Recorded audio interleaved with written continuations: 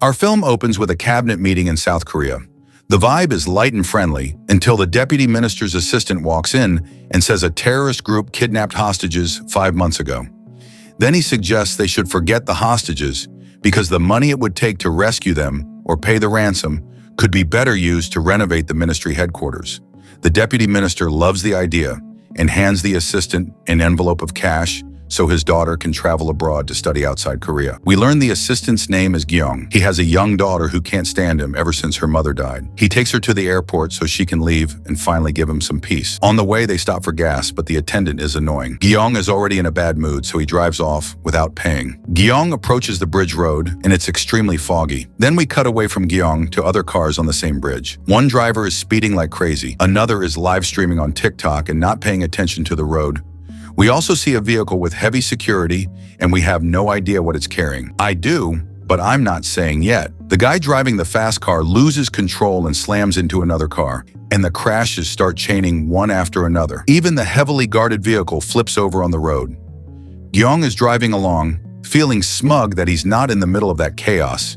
Then out of nowhere, he ends up flipping too. Since Gyeong works in a high-level position, he calls the deputy minister and asks him to send someone to help him. But after listening to his daughter, Gyeong actually goes to help the people around him. At the same time, we cut to the heavily guarded vehicle. Army soldiers check on it, and they discover the container is empty. The soldiers panic like it used to be holding some vicious, experimentally modified attack dogs, the kind that get loose and start tearing through everyone on the bridge. That's why they activate a signal-blocking device and cut all reception on the bridge. Gyeong goes back to his car and can't find his daughter, because she's standing there staring at a strange, aggressive dog. Right before it attacks her, Gyeong grabs her and pulls her back to the car. Then we cut back to the soldiers. They go to the doctor in charge and tell him the dog's escaped. Gyeong's curiosity makes him walk over and ask the soldiers what the problem is. And the soldiers are already on edge, so they just arrest him. Before I keep going, quick note. This movie has a lot of characters and a lot of events. So you'll notice we jump from scene to scene pretty fast, because those scenes matter later.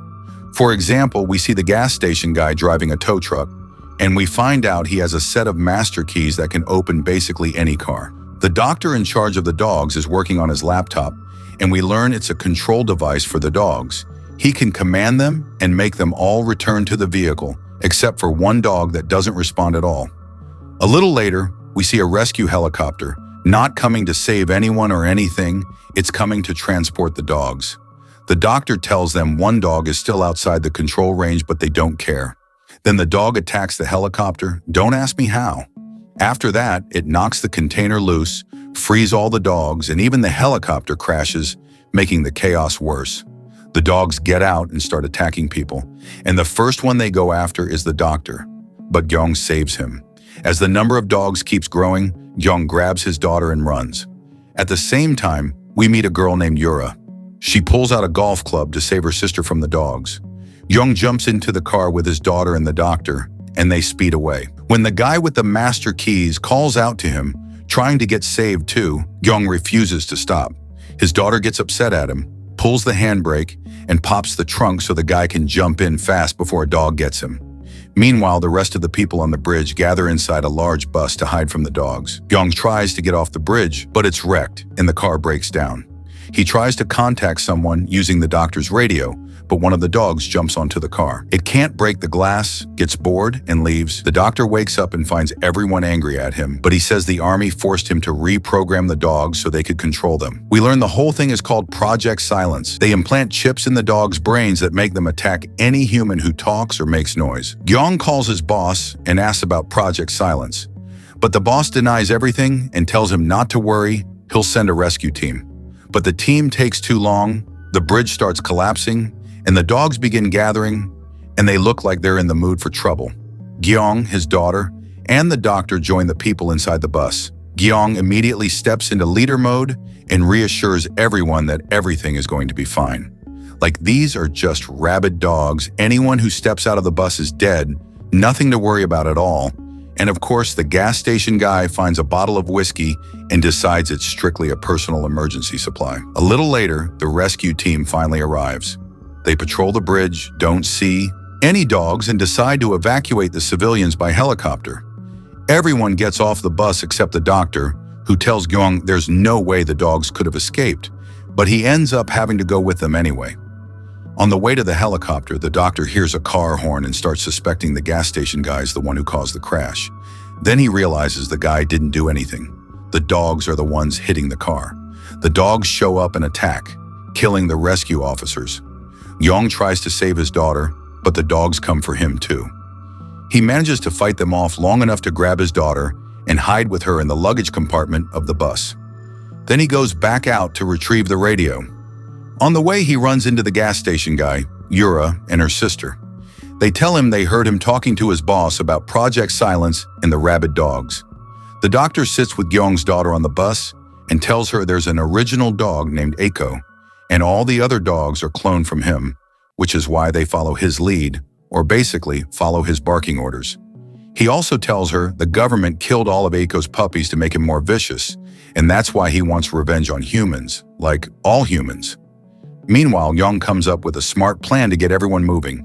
He lights a small fire so the next rescue team can spot them. Then he calls his boss and asks him to send snipers to the edge of the bridge to secure the route. But the boss refuses and tells him he doesn't want the public or the press finding out what's happening with the dogs. Gyong reassures him and says it doesn't matter anyway, people already know everything. The dogs reach their location and attack.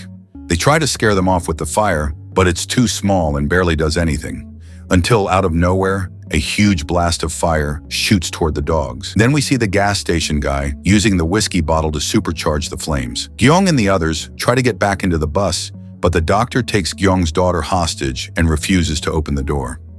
Gyong uses the flare gun to blast a bright light in the doctor's face, and that gives his daughter a chance to unlock the door. They try to drive the bus away, but the key is missing. That's when the gas station guy steps in and uses his own master keys to start the bus, and they finally move. We then learn the deputy minister is running in the election to become the new minister. But since the press is now talking about the incident and his name is in the spotlight, they give him a choice: either rescue the people and let everyone find out about projectsilence, or leave them to die and win the election. When Gyong calls him begging for help, he doesn't answer. And we realize the deputy minister chose the election, he chose winning. Gyong and the group see the bridge is about to collapse, and the dogs are getting closer, so they decide to set a trap. Everyone climbs down and hides in the luggage compartment. As soon as the dogs get into the bus and find it empty, they lock the door and trap them inside. The dogs try to get out and attack, but the group slips away and escapes, except for one person who decides to sacrifice himself to slow the dogs down. When they get out, they don't find the rescue team anywhere. That's when they realize the government abandoned them, because keeping the secret matters more than saving lives. The doctor goes to talk to Gyong and asks him about the person he was on the phone with. When he finds out it was the deputy minister, he tells him that man is the one who ordered projectsilence to begin in the first place.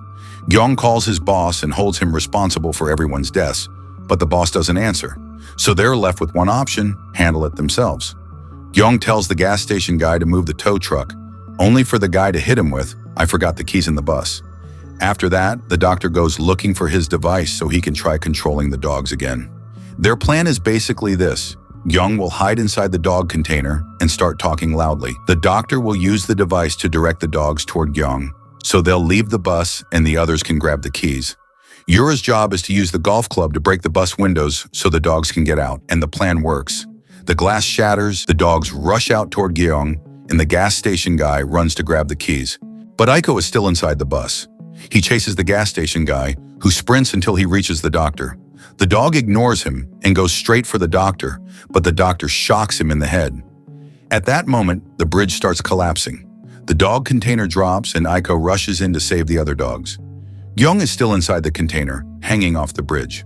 When the others try to help him, he tells them to back off so they don't all go down with him. His daughter refuses to leave him. She moves toward the container to save him, and he yells at her to stay back, but she insists. At the same time, Eiko falls off the bridge into the water with the rest of his dogs.